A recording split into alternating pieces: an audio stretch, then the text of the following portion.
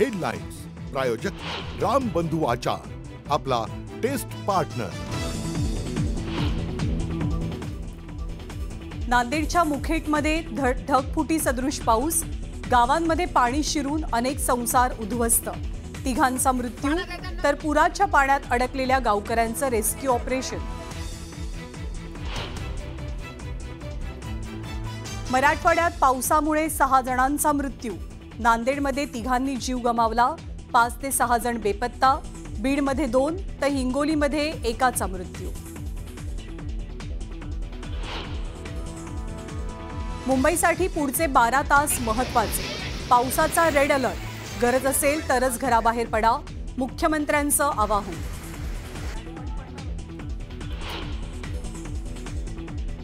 मुसळधार पावसाचा मुंबईच्या लाईफलाईनला मोठा फटका, दादर ठाणे स्थानकात प्रचंड गर्दी, लोकल सेवा उशिरानं असल्यानं लोकांचे प्रचंड हाल। ठाणे, नवी मुंबई, पालघर, कल्याण डोंबिवलीतल्या शाळांना उद्या सुट्टी जाहीर, मुसळधार पावसाच्या पार्श्वभूमीवर प्रशासनाचा निर्णय।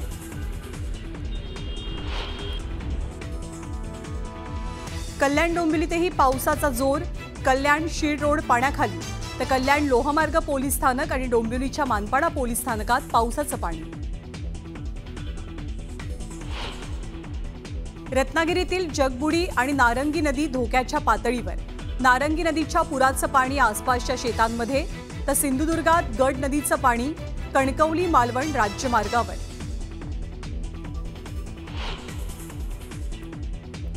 मराठवाडा आणि विदर्भाला पावसाचा मोठा फटका, पावसामुळे राज्यातील 4 लाख हेक्टरवरची पिकं बाधित, मुख्यमंत्र्यांची माहिती। आणि धुळ्याच्या शिरपूर शहरात आदिवासी आंदोलकांवर पोलिसांचा लाठीचार्ज, अल्पवयीन मुलीवर अत्याचाराविरोधात आदिवासी बांधवांचा मूक मोर्चा, काही काळ तणावाचं वातावरण।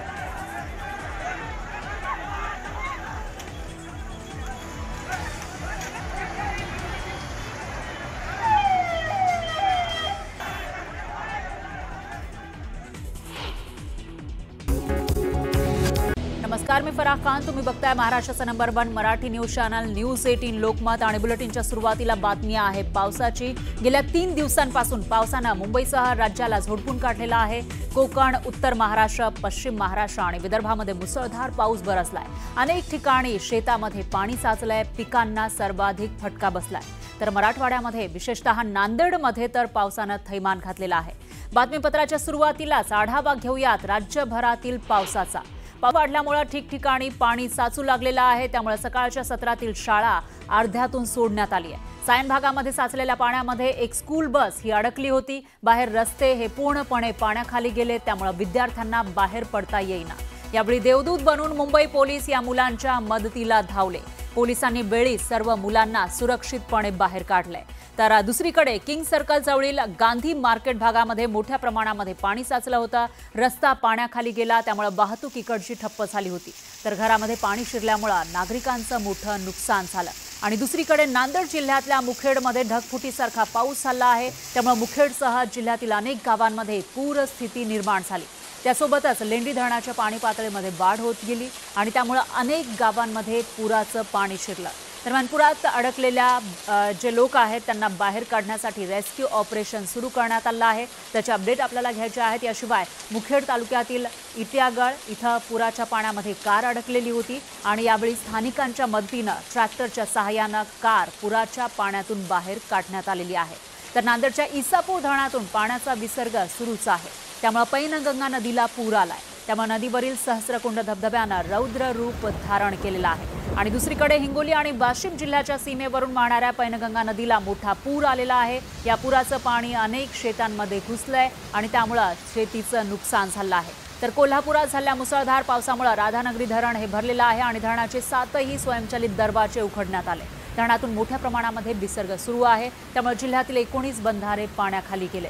त्यासोबतच नदीकाठच्या गावांना सतर्कतेचा इशारा देण्यात आलाय। तर या महत्त्वाचे काही अपडेट आपण पावसाचे बघितलेले आहेत आणि आता सविस्तर रूपानं कुठे कशा पद्धतीची स्थिती आहे या मुसळधार पावसानंतर त्याचा आढावा आपण घेणार आहोत। मुसळधार पावसानंतर मुंबईची पुन्हा एकदा तुंबई झालेली आहे। राज्याची राजधानी आणि देशाची आर्थिक राजधानी असलेली मुंबई पुन्हा एकदा पावसाळ्यामध्ये तुंबई या मुंबईची झालेली पाहायला मिळते। मुंबईतल्या सखल भागांमध्ये मोठ्या प्रमाणामध्ये पाणी साचलं। दरवर्षीप्रमाणे यंदा सुद्धा मुसळधार पावसानंतर किंग सर्कल भागामध्ये मोठ्या प्रमाणात पाणी साचलं, त्यामुळे वाहतूक विस्कळीत झालेली होती। त्याची ही दृश्य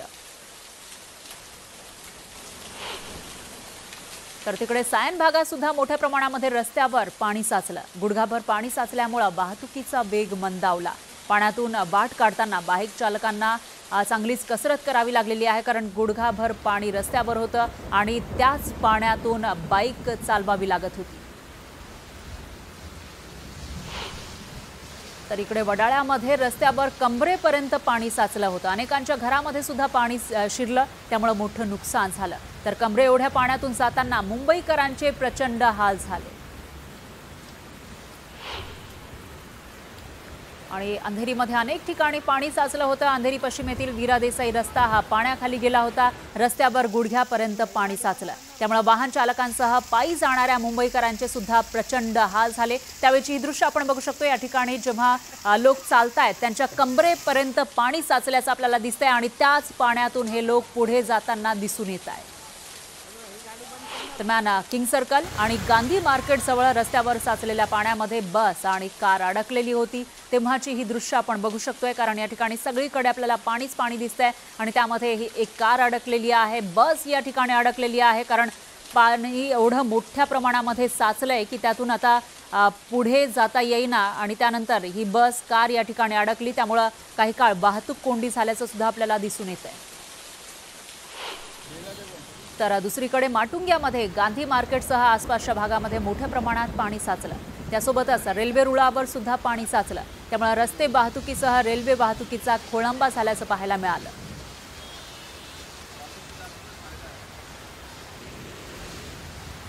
तर आज झालेल्या मुसळधार पावसामुळे मुंबईची दाणादाण उडालेली आहे। गेल्या 3 दिवसांपासून सुरू असलेल्या पावसानं पहाटेपासून रौद्र रूप दाखवलं। दिवसभर सुरू असलेल्या पावसामुळे रेल्वे वाहतुकीला मोठा फटका बसला। त्यामध्ये दादर, माटुंगा, कुर्ला स्टेशनजवळ रेल्वे ट्रॅक पाण्याखाली गेले, त्यामुळे मध्य रेल्वेच्या वाहतुकीला सर्वाधिक फटका बसला। सकाळी 20 ते 25 मिनिटं उशिराने धावणारी लोकल सेवा ट्रॅकवरील पाणी न ओसरल्यामुळे दुपारच्या सुमारास आणखी मंद गतीने सुरू होती। त्यामुळे मध्य रेल्वेवरील दादर, माटुंगा, कुर्ला, ठाण्यासह सर्वच महत्त्वाच्या स्टेशनवर प्रवाशांची मोठी गर्दी वाढत गेलेली होती। वाढती गर्दी आणि रेल्वेचा खोळंबा झाल्यानं प्रवाशांचे प्रचंड हाल झाले। तर पश्चिम आणि हार्बर मार्गावरील लोकल सेवा सुद्धा धीम्या गतीने सुरू आहे।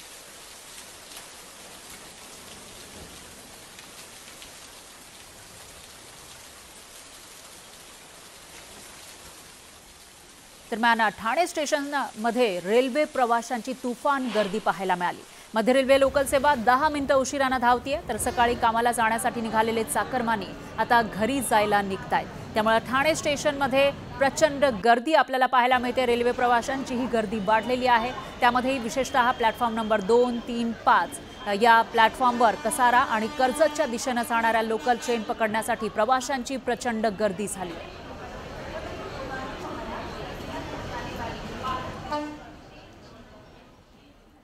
दरम्यान दुपारनंतर मुंबईमध्ये 14 ठिकाणी साचलेलं पाणी ओसरायला सुरुवात झाली। वाहतूक व्यवस्था हळूहळू पूर्वपदावर येते असं मुख्यमंत्र्यांनी सांगितलंय।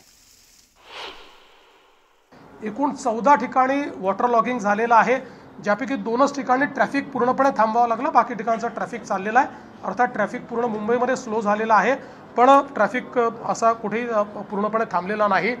ट्रेन्सचं देखील कुठेही पूर्णपणे ट्रेन्स बंद झालेल्या नाहीत, पण पावसाच्या जोरामुळे किंवा काही गोष्टींमुळे ट्रेनची स्पीड स्लो झालेली आहे। काही ठिकाणी त्या थांबून काही वेळाने पुढे गेलेल्या आहेत, त्यामुळे ट्रेन्स ज्या आहेत त्या सगळ्या लेट चाललेल्या आहेत। काही ना काही प्रमाणात ट्रेन्स आता लेट आहेत। मात्र ही एक महत्त्वाची गोष्ट आहे की ट्रेन्स पूर्णपणे या कुठेही थांबलेल्या नाहीत। साधारणपणे डॉपलरनी जी काही माहिती आतापर्यंत आपल्याकडे आली आहे, तर मुंबईमध्ये पुढचे 10 ते 12 तास अतिशय पावसाचा तीव्र जोर असण्याची शक्यता आहे।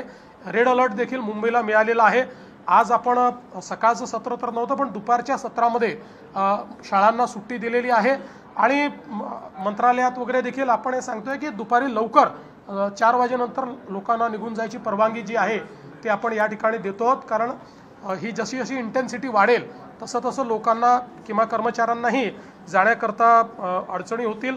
आज संध्याकाळी 6-6:30 नंतर हाय टाईड आहे किंवा त्या ठिकाणी साधारण 3 मीटरच्या लाटा असतील। उद्या 4 मीटरपर्यंत लाटा ज्या आहेत त्या अपेक्षित आहेत।